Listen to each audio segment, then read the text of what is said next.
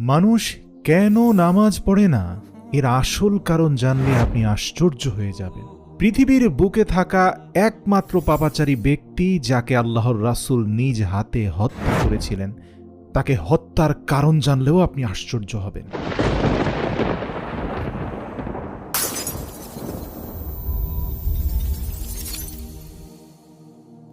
শুরুতে বলে দেই, পৃথিবীর সৃষ্টিলগ্নের পর থেকে প্রত্যেক যুগে প্রত্যেক উম্মতের উপরই নামাজের বিধান ছিল, তবে আদায়ের দিক থেকে পদ্ধতিগত পার্থক্য ছিল।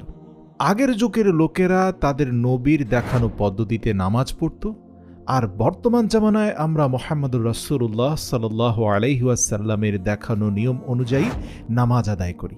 কিছুটা পার্থক্য অবশ্যই রয়েছে, তবে নামাজের মূল উদ্দেশ্য সকল যুগে একই ছিল।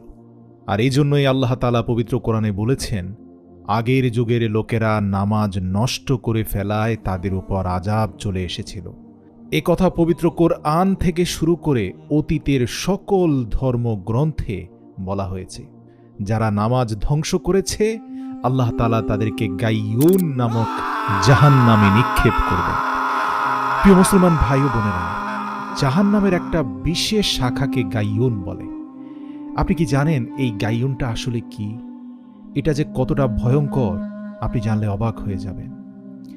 এই গাইয়ুনের ব্যাপারটা জানার আগে আপনাদেরকে বলে দেই, বেনামাজি জাহান্নামের আগুনে যখন পুড়বে, তার পূর্বে এক একজন বেনামাজির শরীর আকারে হবে প্রায় 400 কিলোমিটার, এবং এই প্রত্যেক বেনামাজির শরীরের চামড়া এবং মাংস হবে অত্যন্ত পুরু। তার দেহে থাকবে অনেক মাংস। জাহান্নামের আগুন এই মাংস ঝলসে দেবে, ঠিক যেমন করে তান্দুরি চিকেনকে ঝলসে দেওয়া হয়। দুনিয়ার জীবনে যারা দেখেছেন, মানুষ আগুনে পুড়ে গেলে পুঁজ জমে যায় শরীরে। বেনামাজিকে বারবার আগুনে পোড়ানোর কারণে কোটি কোটি টন পুঁজ জমা হয়ে যাবে। এখন প্রশ্ন হলো, এত পুঁজ কোথায় গিয়ে জমা হবে? প্রিয় দর্শক, এই সকল পুঁজ জাহান্নামের গাইয়ুন উপত্যকায় গিয়ে জমা হবে। এমনই ভয়ঙ্কর স্থান হলো সেই গাইয়ুন। এখন প্রশ্ন হলো, কারা থাকবে এই গাইয়ুনে? হাদিস থেকে পাওয়া যায়, যারা নিখুঁত এবং সুন্দরভাবে সালাত আদায় করত না, বেনামাজিদেরকে গাইয়ুনের পুঁজের সাগরে নিক্ষেপ করা হবে। আল্লাহ তাআলা বলেন, অতীতের লোকেরাও যুগে যুগে নামাজকে বিনষ্ট করেছে, আর নামাজকে বিনষ্ট করার পেছনে মূল কারণ ছিল প্রবৃত্তির কামনার দাসত্ব করা। অর্থাৎ মন যা চায়, মদ, গাঁজা, নারী নিয়ে ব্যস্ত থাকা, দুনিয়ার জীবনের ভোগ বিলাসিতায় এতটা নিজেকে বিলিয়ে দেওয়া যে সেলফ কন্ট্রোল বলতে যে কিছু আছে সেটা হারিয়ে ফেলা। আর ওই সকল ব্যক্তিরাই মূলত নামাজ নষ্ট করে। আল্লাহ তাআলা তাদেরকে সতর্ক করে বলেন, শীঘ্রই তারা তাদের এই গোমরাহির পরিণামের মুখোমুখি হবে। সূরা মারিয়াম আয়াত নম্বর 59। পবিত্র কোরআনে আল্লাহ বলেন, সুতরাং দুর্ভোগ সেই সব মুসল্লিদের জন্য যারা নিজেদের নামাজের ব্যাপারে একেবারেই উদাসীন। আল্লাহর রাসূল সাল্লাল্লাহু আলাইহি সাল্লামকে জিজ্ঞাসা করা হলো, ইয়া রাসূলুল্লাহ, পৃথিবীর বুকে কোন আমল সর্বশ্রেষ্ঠ? উত্তরে আল্লাহর রাসূল বললেন, নামাজ প্রথম ওয়াক্তে আদায় করা শ্রেষ্ঠ আমল। হাদিসটি নেওয়া হয়েছে তিরমিজি শরীফ থেকে। এছাড়াও বেনামাজির ব্যাপারে আরেকটি তথ্য দেওয়া হয়েছে, সেটা হলো এই বেনামাজিদেরকে সাকার নামক আরেক ধরনের জাহান্নামে নিক্ষেপ করা হবে। এই সাকার হলো জাহান্নামের একটা বিশেষ উপত্যকার নাম। সাকারবাসী সম্পর্কে পবিত্র কোরআনে বলা হয়েছে, আমি তাদেরকে দাখিল করব সাকারে। তুমি কি জানো সেই সাকার কি? যেখানে মানুষ জীবিতও থাকবে না, আবার মরেও যাবে না। সেখানে মানুষের গায়ের চামড়া ঝলসে দেওয়া হবে। সেখানে নিয়োজিত আছে বিশেষ 19 জন ফেরেশতা। সূরা মুদ্দাসির আয়াত 26 থেকে 30।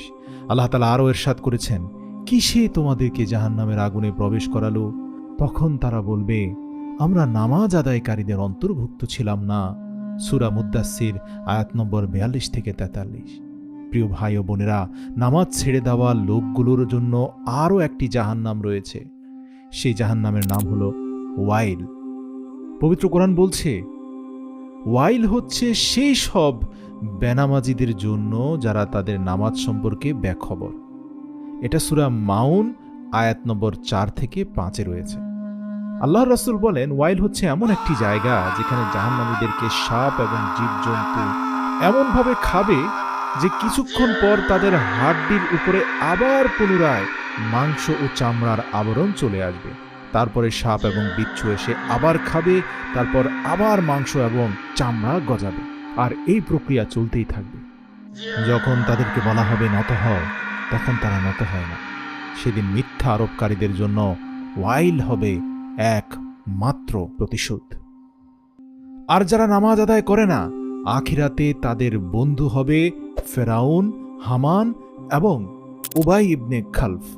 আপনারা কি জানেন এই উবাই ইবনে খালফ কে? এই উবাই ইবনে খালফ এমন এক জঘন্য ব্যক্তি যাকে দয়ার নবী নিজেই হত্যা করেছেন। এই পাপাচারী ছাড়া নবী করিম সাল্লাল্লাহু আলাইহি সাল্লাম আর কাউকে নিজ হাতে হত্যা করেননি। এই উবাই ইবনে খালফ সে কখনোই আল্লাহর রাসূলের প্রিয় সাহাবী বেলালকে নামাজ পড়তে দিত না। বেলাল নামাজ পড়তে চাইলে তার হাত পা বেঁধে মক্কার অলিতে গলিতে দুষ্ট যুবকদের লেলিয়ে দিয়ে মার খাওয়াতো, পাথর মারত। বেলাল চিৎকার করে বলতো, আমাকে একটু সালাত আদায় করতে দাও, আর তখনই উবাই ইবনে খালফ তাকে অত্যাচার করতে থাকত। এভাবেই একদিন রাসূল সাল্লাল্লাহু আলাইহি ওয়াসাল্লামের বিরুদ্ধে কঠোর কটূক্তি করে, এত বাজে বাজে কথা বলে যা হয়তো আমি আপনি নিজ কানে শুনতেও পারবো না। সে তা বলেই থামেনি, তলোয়ার হাতে নিয়ে আল্লাহর রাসূল সাল্লাল্লাহু আলাইহি ওয়াসাল্লামকে হত্যা করতে যায়। ধস্তাধস্তির এক পর্যায়ে আল্লাহর রাসূল সাল্লাল্লাহু আলাইহি ওয়াসাল্লামের হাতে নিজ তরবারির আঘাতেই নিহত হয় উবাই ইবনে খালফ। আল্লাহর রাসূল বলেন, উবাই ইবনে খালফ ওয়াইল নামক জাহান্নামের বাসিন্দা হবে। প্রিয় মুসলিম ভাই ও বোনেরা, যে যে অবস্থানেই আছেন না কেন, মনে রাখবেন, যত পাপই করেন না কেন, নামাজ দয়া করে ছাড়বেন না প্রিয় ভাই। কারণ নামাজ ছেড়ে দিলে আপনি তওবা করেও মাফ পাবেন না। নামাজ এমন এক ইবাদত যা ছেড়ে দিয়ে তওবার পরেও ক্ষমা পাওয়া যায় না, যে পর্যন্ত না আপনি ক্ষতিপূরণ তথা কাজা নামাজ আদায় না করবেন। মনে রাখবেন, নামাজ একদিন আমাদেরকে বদলে দেবে। রাসূল সাল্লাল্লাহু আলাইহি ওয়াসাল্লাম ইরশাদ করেছেন, কাফের এবং ঈমানদারের মধ্যে ব্যবধান হচ্ছে শুধুমাত্র নামাজ। সুতরাং যে ব্যক্তি নামাজ ছেড়ে দেয় সে কুফরি কাজ করে। ইসলামের চতুর্থ খলিফা আলী রাদিয়াল্লাহু তাআলা আনহু বলেছেন যে ব্যক্তি নামাজ পড়ে না সে কাফের। একদিন সকালবেলা আল্লাহর রাসূল সাল্লাল্লাহু আলাইহি সাল্লাম সাহাবীদের সাথে এক বিশেষ স্বপ্নের আলোচনা করছিলেন। রাসূল সাল্লাল্লাহু আলাইহি সাল্লাম বলেন, আজ রাতে আমার কাছে দুজন আগন্তুক এসেছিল। তারা আমাকে বলল, আমাদের সঙ্গে চলুন। আমি তাদের সঙ্গে গেলাম। আমরা এমন এক লোকের কাছে পৌঁছালাম যে চিত হয়ে শুয়েছিল। অন্য এক ব্যক্তি পাথর নিয়ে তার সামনে দাঁড়িয়ে আছে। সে পাথর দিয়ে শুয়ে থাকা ব্যক্তির মাথায় আঘাত করছে এবং থেতলে দিচ্ছে। যখন সে পাথর নিক্ষেপ করছে তা গড়িয়ে অন্যত্র চলে যাচ্ছে। লোকটা গিয়ে পাথরটি পুনরায় তুলে নিচ্ছে এবং তা নিয়ে ফিরে আসার সঙ্গে সঙ্গে যে লোকটির মাথা থেতলে দেওয়া হয়েছে তা পূর্বের মতো আবার সুস্থ হয়ে গেল। সে আবারও ওই লোকটির মাথা থেতলে দিচ্ছে। রাসূল সাল্লাল্লাহু আলাইহি সাল্লাম বললেন,